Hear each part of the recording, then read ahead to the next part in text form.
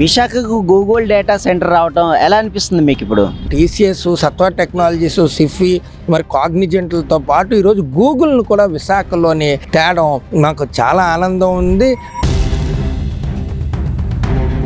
YCP వాళ్ళే మొదట తీసుకొచ్చాము అని చెప్పేసి మాట్లాడుతూ ఉన్నారు. అంటే వచ్చుంటే సాక్షాత్తు స్పీకర్ గారి ముందు గర్వంగా నేను గూగుల్ డేటా సెంటర్ తెచ్చానని చెప్పి గుడివాడ అమర్నాథ్ ఆ రోజు అసెంబ్లీలో చెప్పుండేవాడు కదా. అల్లం వెల్లుల్లిపాయను, పచ్చళ్ళను, అప్పడాలు తెచ్చానని చెప్పుకొని ఉండేవాడు కాదు కదా. మీరు క్వశ్చన్ అడిగితే మీరు మా మీద కేసులు పెట్టారండి. జస్ట్ నోటిఫికేషన్ ఇవ్వండి సార్, ఉద్యోగ నోటిఫికేషన్ అని అడిగితే మనుషులు అరెస్ట్ చేసి అక్రమ కేసులు పెడతారండి. ఎంత దారుణమైన పరిస్థితి ఉందండి.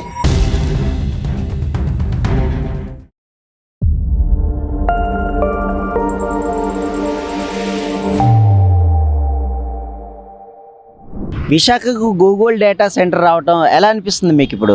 ఇది చాలా శుభసూచకం. ఎందుకంటే గత ప్రభుత్వంలో ఉన్నటువంటి మరి వైసీపీ పరిపాలన చాలా అధ్వానంగా ఉండేది. నిరుద్యోగులు ఉద్యోగ ఉపాధి అవకాశాల గురించి ఎన్నిసార్లు బ్రతిమలాడి ఎన్ని రకాలైనటువంటి వినతపత్రాలు ఇచ్చినప్పటికీ కూడా అంతా కూడా బుట్టదాఖలైనటువంటి పరిస్థితి. అదేవిధంగా అప్పట్లో ఉన్నటువంటి ఐటీ మంత్రి, అతి ముఖ్యంగా గుడివాడ అమర్నాథ్ గారు అయితే ఏ రకమైనటువంటి ఐటీ ప్రాజెక్ట్ అతి ముఖ్యంగా విశాఖకు కానీ ఈ యొక్క రాష్ట్రంలో ఏ ప్రాంతానికి తీసుకురాలేనటువంటి పరిస్థితి.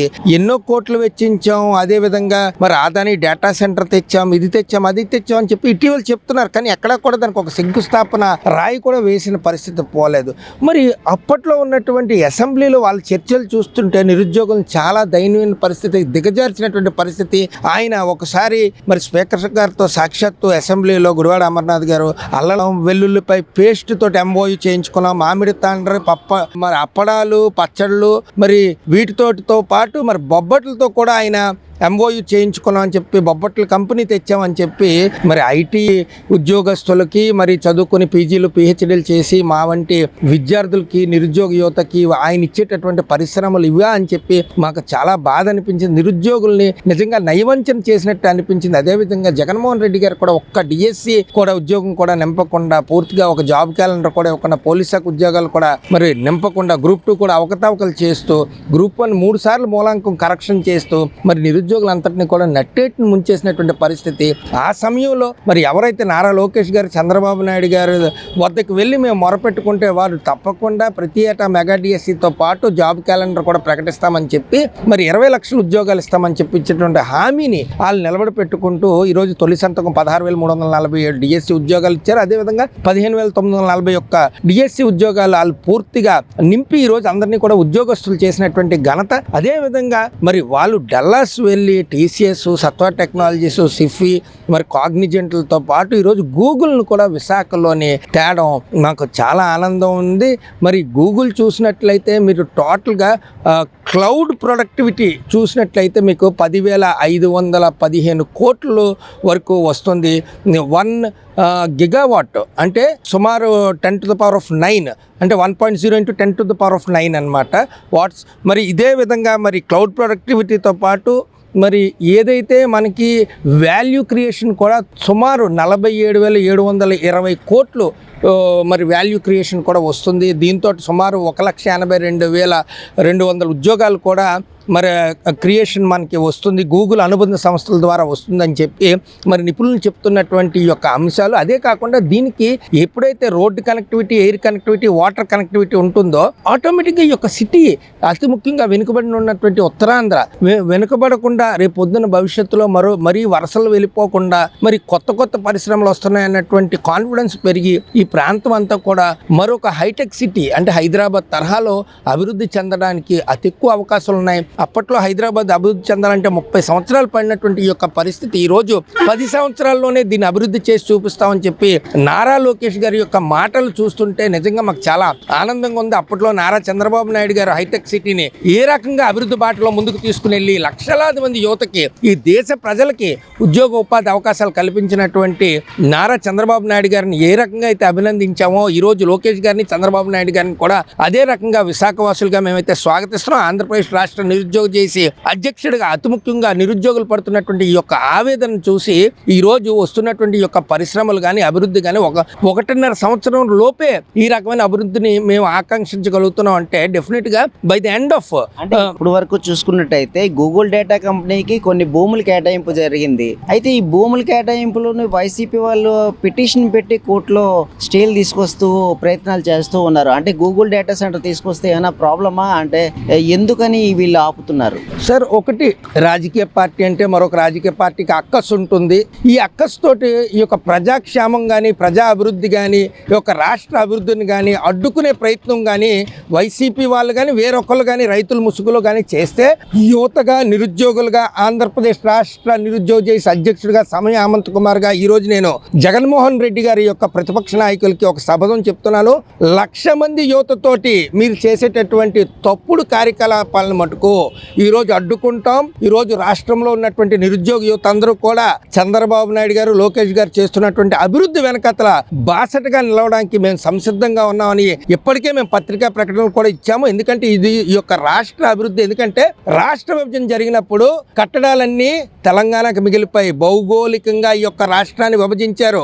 ఆ రోజు కూడా మేము నెత్తి నోరు బాదుకుని మాకు ఇక్కడంతా కూడా శూన్యం మిగులుతుంది అని చెప్పినప్పటికీ కూడా బలవంతపు విభజన చేశారు. ఆ రోజు ఇక్కడ మా గురించి కట్టినటువంటి హైటెక్ సిటీ అనుకున్నాం, కానీ హైటెక్ సిటీ తెలంగాణకు ఉండిపోయింది, హైదరాబాద్కు ఉండిపోయింది. మా గురించి కట్టిన అసెంబ్లీ అనుకున్నాం, అసెంబ్లీ కూడా అక్కడ ఉండిపోయింది. మా గురించి కట్టిన హైకోర్టు అనుకున్నాం, హైకోర్టు కూడా అక్కడే ఉండిపోయాయి. అన్ని రకాలైనటువంటి సెంట్రల్ యూనివర్సిటీలు అన్నీ కూడా హైదరాబాద్ అంటే తెలంగాణ ప్రాంతపు మిత్రుల దగ్గర ఉండిపోవడంతో మేము వాళ్ళతో గొడవ పెట్టుకోలేక మొరపెట్టుకోలేక ఈరోజు నిశ్శబ్దంగా దాదాపు 10 సంవత్సరాలు పూర్తయినప్పటికీ కూడా మేము ఏమీ చేయలేని నిస్సహాయ స్థితిలో ఉన్నప్పుడు మేము ప్రజాస్వామ్యాన్ని కాపాడడానికి ఈ యొక్క రాష్ట్రం అంతా కూడా పర్యటించి నారా లోకేష్ గారిని నారా చంద్రబాబు నాయుడిని గెలిపించాలని చెప్పి నిరుద్యోగ ఓదార్పు యాత్ర కూడా చేసి నిరుద్యోగులు ఎక్కడ కూడా అవాంఛనీయ సంఘటనలకి ముందుకు పోకుండా దయచేసి ఆగండి, పెద్దవాళ్ళు చంద్రబాబు నాయుడు గారు వంటి వాళ్ళు పరిపాలనలోకి రాబోతున్నారని చెప్పి వాళ్ళందరికీ కూడా హితవు చెప్పి ఈరోజు మేము ఈ యొక్క ఫలితాన్ని ఏదైతే ఉందో గూగుల్ డేటా సెంటర్ ఇప్పుడు చూస్తే వైసీపీ వాళ్ళే తీసుకొచ్చాము, మేమే దీన్ని మొదట తీసుకొచ్చాము అని చెప్పేసి మాట్లాడుతూ ఉన్నారు. అంటే ఇప్పుడు అలా మాట్లాడటం అనేది వాళ్ళు చెప్పింది నిజమే అంటారా? అంటే ఒకటైతే మనం వాస్తవం మాట్లాడాలి సార్. నిజంగా వైసీపీ శ్రేణులే కానీ గూగుల్ డేటా సెంటర్ తెచ్చుంటే మరి క్లౌడ్ సిఇఓ మరి మొన్న పెట్టినటువంటి ఈ యొక్క అగ్రిమెంట్ సమావేశంకి ఆయన ఆ మాట మేము ఆల్రెడీ వైసీపీతో అగ్రిమెంట్ చేయించుకున్నాం, ఆ అగ్రిమెంట్ ని స్క్రాప్ చేసి మరొక అగ్రిమెంట్ చేయాలన్న మాట చెప్పుండేవాడు కదా. రెండోది, వీళ్ళు చేసుకున్నటువంటి ఒప్పందం ఎవరితోటంటే ఆదాని డేటా సెంటర్తో చేయించుకున్నారు. ఆదాని డేటా సెంటర్తో చేయించుకున్నటువంటి ఒప్పందం ఒక్క ఇటుకరాయి కూడా ఎక్కడ కూడా వాళ్ళ పునాది కాదు కదా, శంకుస్థాపన రాయి కూడా ఎక్కడ వేసినటువంటి పరిస్థితి లేదు, దాఖలా లేవు. ఎందుకు it is very transparent to the unemployed youth. ఎవరికైనా ఉద్యోగోపాధి అవకాశాలు ఏదైనా వైసీపీ హయాంలోని ఐటీ సెగ్మెంట్ లో వచ్చాయా అనేది మీరు అడగండి. ఎందుకంటే వచ్చుంటే సాక్షాత్తు స్పీకర్ గారి ముందు ఈ గుడివాడ అమర్నాథ్ గారు అల్లం వెల్లుల్లిపై పేస్ట్ తెచ్చాను, లేకపోతే మామిడి తాండ్రు తెచ్చాను, పచ్చళ్ళు అప్పడాల కంపెనీలు తెచ్చాను, బొబ్బట్ల కంపెనీ తెచ్చాను ఎందుకు చెప్తాడు? గర్వంగా నేను అదాది డేటా సెంటర్ తెచ్చాను, గర్వంగా నేను గూగుల్ డేటా సెంటర్ తెచ్చానని చెప్పి గుడివాడ అమర్నాథ్ ఆ రోజు అసెంబ్లీలో చెప్పుండేవాడు కదా. అల్లం వెల్లుల్లిపైన పచ్చళ్ళను అప్పడాలు తెచ్చానని చెప్పుకొని ఉండేవాడు కాదు కదా. ఆయన మాటలు ఎవిడెన్స్ ఉన్నాయి కదండి. ఇక్కడ ఎవరిని బొక్కాయిస్తారు చెప్పండి? ప్రజలను మీరు మోసగించి ఏమీ చెయ్యలేరు. దయచేసి చేస్తున్నటువంటి అభివృద్ధిని అభినందించండి, లేదా మౌనంగా ఉండండి. కానీ దాన్ని ఆపే ప్రయత్నమో లేకపోతే దాన్ని రెచ్చగొట్టే ప్రయత్నం మటుకు చేస్తే యువతగా నిరుద్యోగులుగా మేమైతే మా యొక్క అభివృద్ధిని అడ్డుకట్టేద్దామని ప్రయత్నిస్తే, ఈ రాష్ట్ర అభివృద్ధిని అడ్డుకట్టేద్దామని ప్రయత్నం చేస్తే మటుకు మేము చూస్తూ అయితే ఊరుకునే పరిస్థితిలో ఉండవు. మీరు కోర్టుకు వెళ్ళినా ఎక్కడికి వెళ్ళినా లేదా ఏదైనా డిబేట్కి వస్తారంటే రండి. బికాస్ మీకు మాలాంటి వాళ్ళతో డిబేట్ చేయడంలో తప్పలేదు కదా. Because we are all unemployed youth, we are in the state of Andhra Pradesh. మీ యొక్క 5 years యొక్క పరిపాలన చూసాం, మీకు ఒక అవకాశం ఇచ్చాం, మీ పరిపాలన చూసాం. ఇంకెప్పుడు జీవితంలో వైసీపీకి పరిపాలన కానీ అవకాశం ఇవ్వకూడదని నిశ్చయించుకున్నాం. ఎందుకంటే మీరు క్వశ్చన్ అడిగితే మీరు మా మీద కేసులు పెట్టారండి. జస్ట్ చెక్, నా ఆధార్ నెంబర్ కొట్టండి, సమయ హేమంత్ కుమార్ అని. ఎన్ని కేసులు పెట్టారో జగన్మోహన్ రెడ్డి గారు వచ్చినప్పుడల్లా అరెస్ట్. ఇదేంటండి, ఒక ముఖ్యమంత్రి వస్తే ఒక నిరుద్యోగిని అరెస్ట్ చేస్తారండి? ఈ రాష్ట్రంలో అంత దౌర్భాగ్య పరిస్థితిలోకి వెళ్ళిపోయిందా? జగన్మోహన్ రెడ్డి గారు వస్తే సమయ హేమంత్ కుమార్ అరెస్ట్. ఏంటండి మేమేమైనా గుండాలనా రౌడీలా? నిరుద్యోగులకి కొద్దిగా నోటిఫికేషన్ ఇవ్వండి సార్, ఉద్యోగ నోటిఫికేషన్ అని అడిగితే మనుషులు అరెస్ట్ చేసి అక్రమ కేసులు పెడతారండి. ఇంత దారుణమైన పరిస్థితి ఉందండి. అయినప్పటికీ భగవంతుడు ఉన్నాడు. ఈ రాష్ట్రంలో చంద్రబాబు నాయుడు గారు ఉన్నంత కాలం మాకు ఒక నిశ్చింతగా ఉంది. అన్నా క్యాంటీన్ పెట్టాడండి. అన్నం లేదు అని చెప్పి చాలా మంది పేదవాళ్ళు బాధపడుతున్నారంటే చంద్రబాబు నాయుడు గారు అన్నా క్యాంటీన్ పెడితే జగన్మోహన్ రెడ్డి గారు వచ్చి అన్నా క్యాంటీన్ తీసేసి నోటి దగ్గర కూడు కొట్టేశాడండి. మళ్ళీ చంద్రబాబు నాయుడు గారు వచ్చి రీఇన్స్టేట్ చేసి మళ్ళీ అన్నా క్యాంటీన్ స్టార్ట్ చేశారు. ఇదేంటండి? ఓకే, పరిశ్రమలు తేలేపారు వైసీపీ వాళ్ళు, పెడుతున్న అన్నాన్ని ఎందుకండి తీసి పడేయడం? నోటి దగ్గర కూడు ఎవడని కొడతాడండి? అంటే వివక్ష.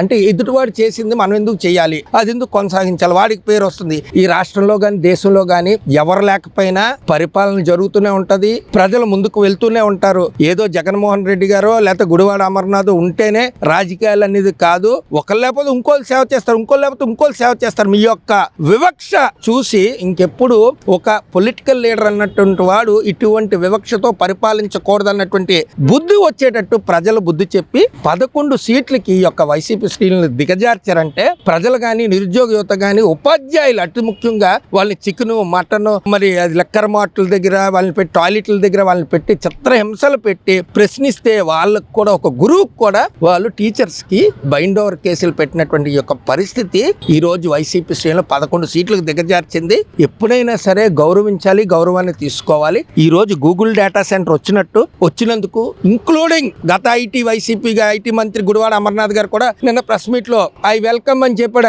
ఆయన ఏమడుగుతున్నాడు? ఉద్యోగోపాధి అవకాశాలు ఇంకా ఎక్సెస్ గా వచ్చుంటే బాగుండు అని అంటున్నాడు. ఎస్, మీరు మాట్లాడండి, మీకు ఫోన్ నెంబర్లు ఉంటాయి, ఈమెయిల్ ఐడీస్ ఉంటాయండి. Even you as an ex minister you can also speak with them. నీకు ఎవడు అడ్డలేదు కదా, ఇక్కడేం చీకటి ఒప్పందాలు లేవు కదా. వాళ్ళెవరో ఉద్యోగాలు ఇస్తారంటే చంద్రబాబు నాయుడు గారు లోకేష్ గారు ఆపేసిన పరిస్థితి ఏం కాదు కదా.